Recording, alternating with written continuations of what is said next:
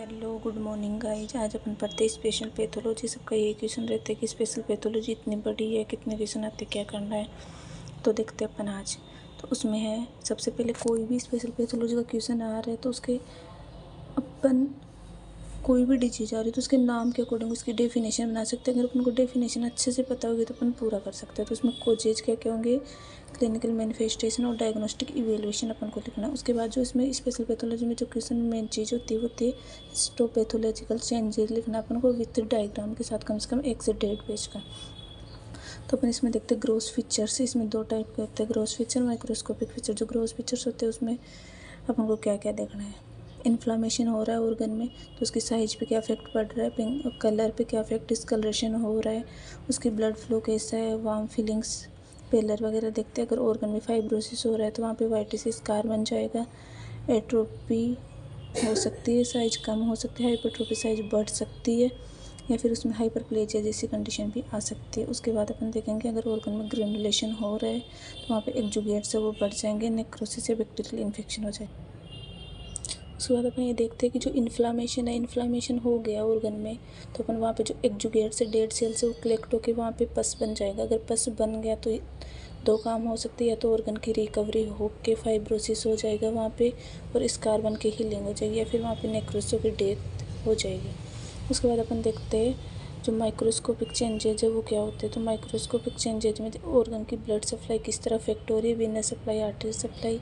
अपने मान सकते हैं कि किसी ऑर्गन में अगर ब्लड सप्लाई बढ़ रही है तो वहाँ पे ऑब्स्ट्रक्शन हो सकता है, तो बाकी ऑर्गन्स को ऑक्सीजन नहीं जाएगी, ब्लड नहीं जाएगा, तो वहाँ पे डिस्कलरेशन हो जाएगा, साइनोसिस हो सकता है और लैक ऑफ ऑक्सीजन टिश्यूज की डेथ हो सकती है।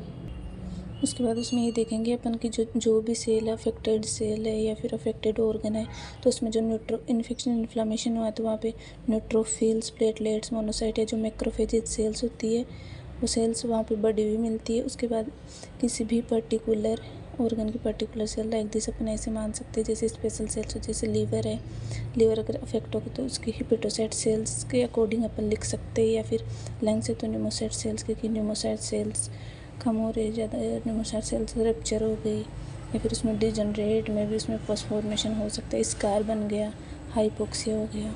उसके बाद अपन देख ये चेंजेस थे स्पेशल पैथोलॉजी की, जो अपन पूरी स्पेशल पैथोलॉजी के लिए लिख सकते हैं। उसके बाद मैं बता रही हूँ आपको अकॉर्डिंग टू सिस्टम में इंपॉर्टेंट क्या क्या हो सकता है। वैसे स्पेशल पैथोलॉजी ज़्यादा क्वेश्चन नहीं आते हैं, इसलिए इंट्रोडक्शन, क्लिनिकल पैथोलॉजी और हीमेटोलॉजी उसी पे फोकस्ड कीजिए। 90% वही आते हैं और मैंने इसमें नोट्स में डाल भी रखे हैं वीडियोज़ 2-3 बुक से नोट्स बना के। तो अपन रेस्पिरेटरी में पूछेगा, टीबी पूछ लेगा, टीबी के मेन क्या क्या क्लिनिकल अपन को फीचर लिखना है, उसके कोजेज, डायग्नोस्टिक इवेल्युएशन। उसके बाद रेस्पिरेटरी में लंग्स, एब्सिस, ये कुछ इम्पोर्टेंट क्वेश्चंस हैं। बाकी अभी जो 4th सेमेस्टर के जुलाई में एग्जाम है तो उसमें ज़्यादा कुछ नहीं पूछा गया। अल्सरेटिव कोलाइटिस और एक ग्लोमेरुलर नेफ्राइटिस आए थे। बाकी तो MSN के अकॉर्डिंग सब हो जाएगा, लेकिन जो हिस्टोपैथोलॉजिकल चेंजेज है अपन को विथ डायग्राम के साथ लिखना है। और हाँ, उसके बाद डाइजेस्टिव सिस्टम में जो पेप्टिक अल्सरेटिव कोलाइटिस इस बार 2 नंबर में आया था। क्रॉन्स डिजीज आ सकती है इस बार, चांसेज है। हेपेटाइटिस पूछ जो इम्पोर्टेंट इस बार पूछ सकता है वो मेल जेनाइटल सिस्टम से क्रिप्टो और चैटिन में, ये दोनों 2-2 नंबर के क्वेश्चन बन सकते हैं। और फिर मेल वाले में कोरियन कार्सिनोम और वेसिकुलर मोल के आने के चांसेज है। बाकी इसमें इतना कुछ आता नहीं, उन 3 चीज़ों पे फोकस कीजिए।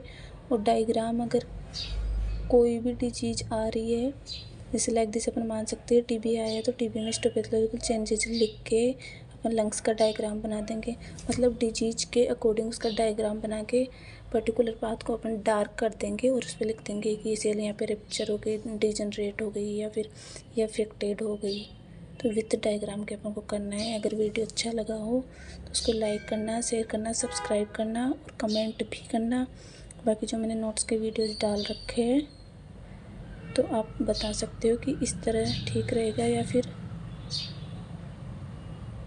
कोई भी डाउट हो तो आप बताएं। पूरी स्पेशल पैथोलॉजी को इस तरह से अपन कर सकते हैं। स्पेशल पैथोलॉजी को ज़्यादा टाइम नहीं देना है और इंट्रोडक्शन वो सब चीज़ें समझ में नहीं आए तो प्लीज़ कमेंट कीजिए, मैं आपको बता दूँगी। उनके अकॉर्डिंग बहुत अच्छे नोट्स बना रखे हैं और वीडियोज भी मैंने डाल रखे हैं। इसे लाइक शेयर सब्सक्राइब कीजिए चैनल को। और जेनेटिक्स 12 नंबर किया था, उसमें 4 क्वेश्चन आएंगे, 3 क्वेश्चन करने हैं, तो ज़्यादा कुछ है नहीं, उसका भी मैं वीडियो डाल दूँगी। Thank you so much.